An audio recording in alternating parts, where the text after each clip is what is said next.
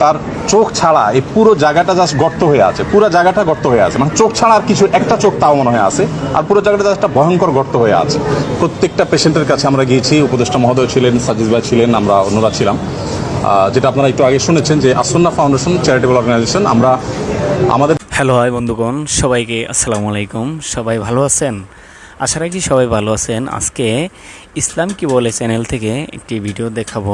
ভিডিওটা দেখে আমার অনেকই ভালো লেগেছে। ভিডিওটা হলো আমাদের আহমদুল্লাহ হুজুর, সে ছাত্র আন্দোলনের সঞ্জিত ভাইয়ের সাথে হসপিটালে গিয়েছিলেন। সেখানে একজন ছাত্রের যে তার কি অবস্থা করা হয়েছে সেটা তুলে ধরেছেন, এবং আহমদুল্লাহ হুজুরের আজ সুন্নাহ ফাউন্ডেশনের সম্পূর্ণ কাজকর্ম বিরতি রেখে এই ছাত্র আন্দোলনের যারা অসুস্থ অসহায় যারা হয়ে পড়েছেন তাদের পিছনে প্রায় 5 কোটি টাকার মতো খরচ করেছেন।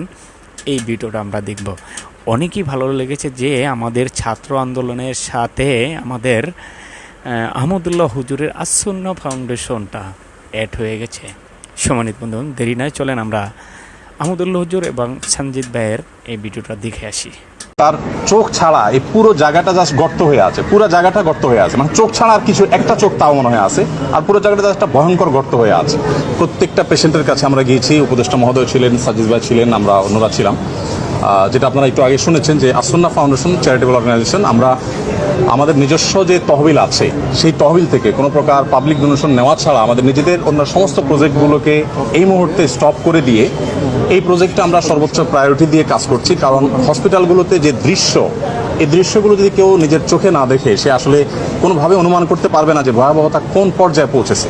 এই মাত্র আমরা বানিউটে একটা এসডিউতে একজন পেশেন্টকে দেখে আসলাম।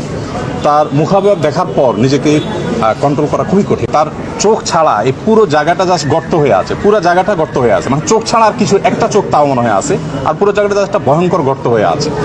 তো আলহামদুলিল্লাহ, আমরা এর আগে সাজিদ ভাই এসেছেন, এই পেশেন্টেরই আগের অবস্থার তুলনায় এখন অনেক ভালো।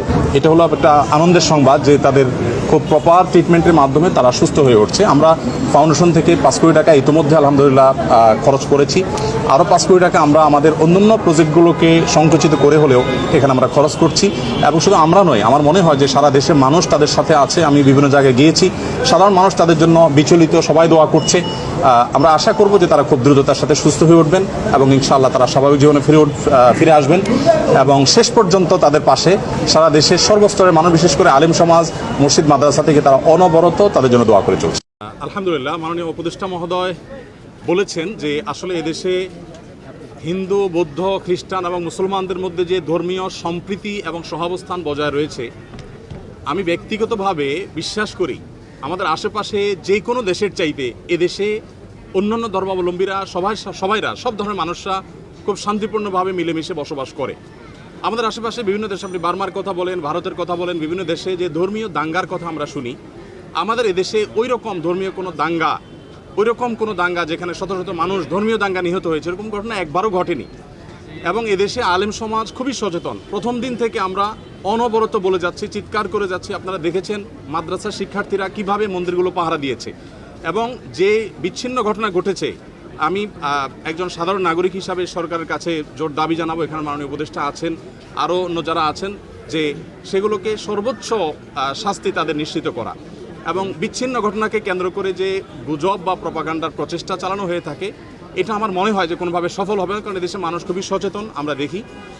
আমি শুধু এটুকু বলতে চাই, আসন্না ফাউন্ডেশন থেকে যে বৈষম্য বিরোধী ছাত্র আন্দোলনে যে সমস্ত মানুষ হতাহত হয়েছেন তাদের জন্য আমরা 3টা লেয়ারে কাজ করছি।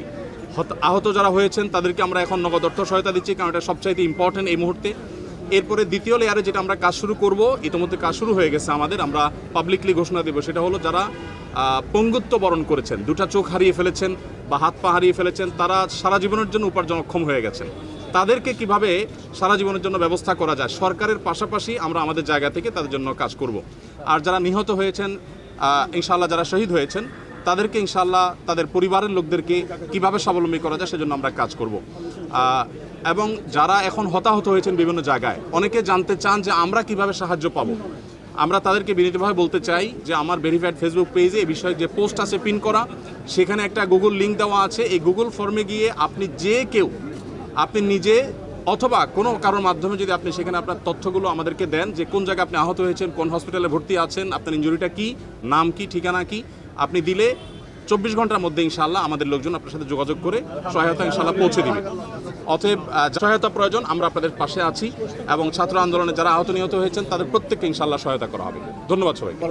সম্মানিত দিনী ভাইরা, দেখেন ছাত্র আন্দোলনের সাথে আহমদুল্লাহ হুজুরের আসুন্ড ফাউন্ডেশন সেখানে অ্যাড হয়ে এই যারা অসুস্থ হয়ে পড়েছেন, যারা গুলিবিদ্ধ হয়েছেন, যাদের শারীরিকভাবে অনেক ক্ষতি হয়েছেন, তাদের সহায়তায় আচ্ছন্ন ফাউন্ডেশন এগিয়ে গিয়েছেন এবং সেখানে প্রায় 5 কোটি টাকার মতো ডোনেশন করেছে। আচ্ছন্ন আর সব কাজকর্ম বিরতি রেখে এখানে আহমদুল্লাহ হুজুর সম্পূর্ণ চেষ্টা করতেছেন।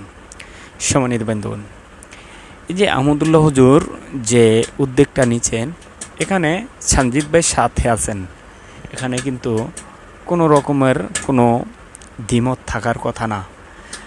আমাদের বাংলাদেশের মানুষদের একটা অভ্যাসে আছে যে একজনে একটা কথা বলল, সেটাকে করেছে না করেছে, এটা সত্যি না মিথ্যা, এটা নিয়ে বহুত কন্ট্রোভার্সি চলে। সম্মানিত বন্ধুগণ, এ ব্যাপারে আপনাদের মূল্যবান মতামত অবশ্যই কমেন্ট বক্সে জানাবেন।